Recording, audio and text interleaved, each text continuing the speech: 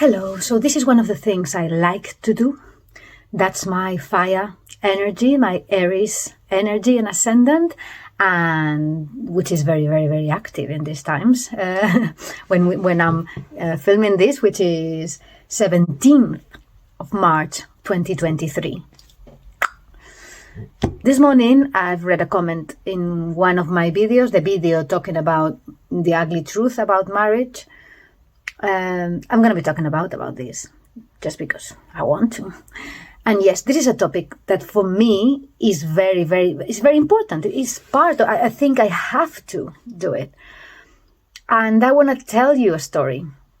But first, let me read you, since, it's public domain, because the comment is actually public underneath my video. Let me read you this comment. Wow, this really hit home. For the past 15 years or more, I have been in an unhappy and sexless marriage. We started having difficulties, but I tried to work through them. There is one child involved who is now an adult. I feel things completely deteriorated when I expressed that I was diagnosed with depression and needed her support. I was treated as a burden and received nothing. Never even asked, how are you feeling? Do you need anything? Can I do anything for you? Nothing.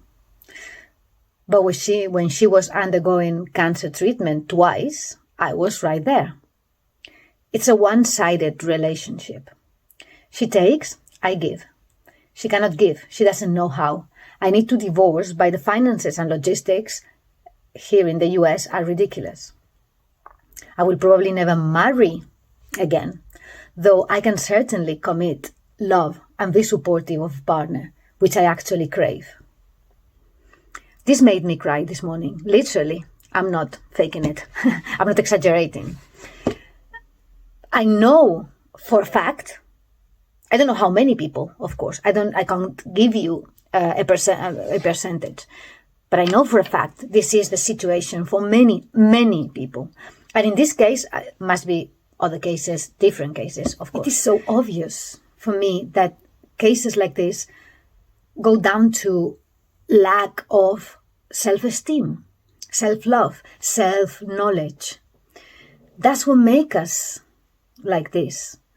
You cannot blame anyone or put the responsibility on anyone. The responsibility is on oneself. But it all starts with that base that we are not taught, anywhere. And then you get stuck. You get stuck in life. Anyway, I'm working on this, on giving solutions if I can, because as I have replied, I was never in a toxic relationship with my husband. Boyfriends were different.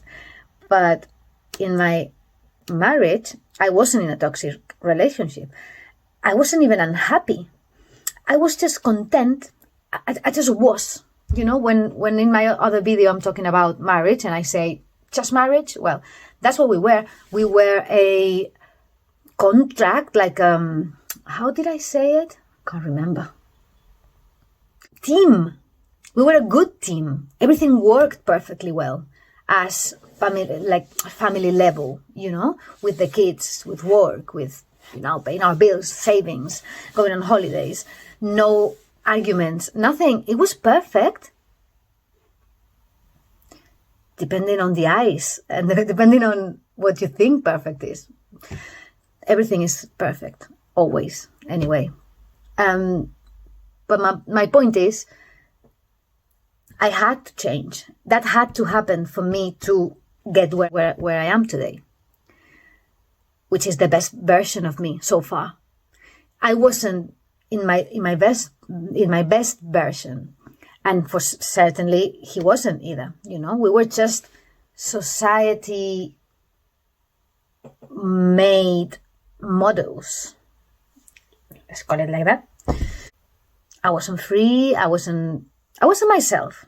But anyway, I'm not going to talk about me right now.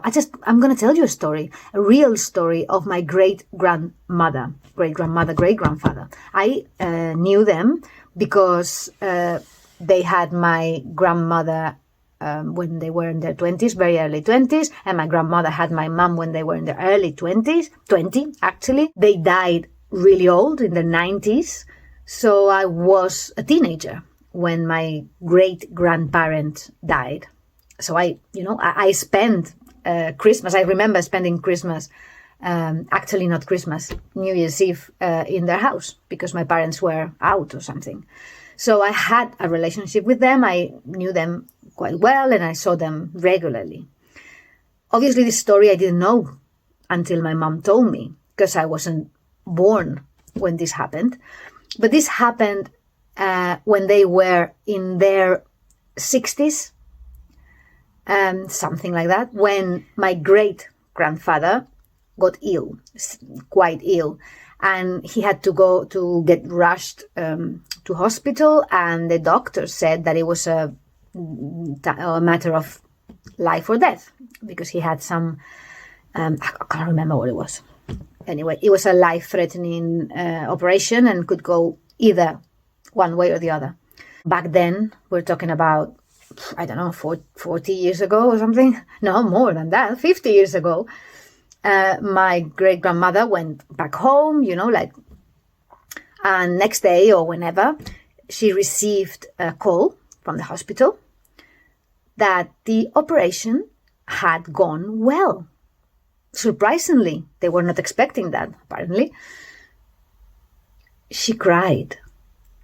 She bursted into tears. My mom was there with her. You know why she cried? Because he was alive.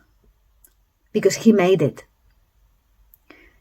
She hated him. Literally, hated him. And they still were together till death did them part. Can you say that? She died before him, 5 years before him. He was 96 when he died, and they were really old. It was an agony life for my great-grandmother, whose fault it was, well, probably hers. I don't know, you cannot, blame. But I mean, that's quite meaningful story, to tell. And very sad, incredibly sad. What is the point in telling this? Well, it's just you understand, because this is only one story. I obviously don't know the others, the ancestors. We don't have information about them. So I don't know what was the situation. But then I know my grandmother had a similar relationship and a similar marriage. My parents had a similar marriage. And mostly everyone I know have a toxic relationship. Let's call it like that. Doesn't matter if it's a marriage, it's not a marriage. It's toxic relationships.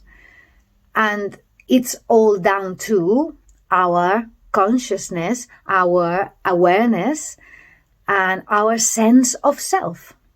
What do we think about ourselves? Do we know ourselves? Because we don't. Most of us don't. And this is what we need to work on ourselves. First of all, you need to love yourself before you can love anyone. Otherwise, you get abused, you get attached, you get resentment, you get anger, you get sadness, you get loneliness, you get everything negative. It's a circle that you need to, jump out. It's like this hamster wheel we talk about. Is that the hamster wheel is not only relative to, to a job or to a career. It's the hamster wheel of life. It's the fish tank. That fish tank I always mention. We need to step out of it. Step out of the comfort zone. We have to, in order to grow. Anyway, Marriage Stories, Part 1.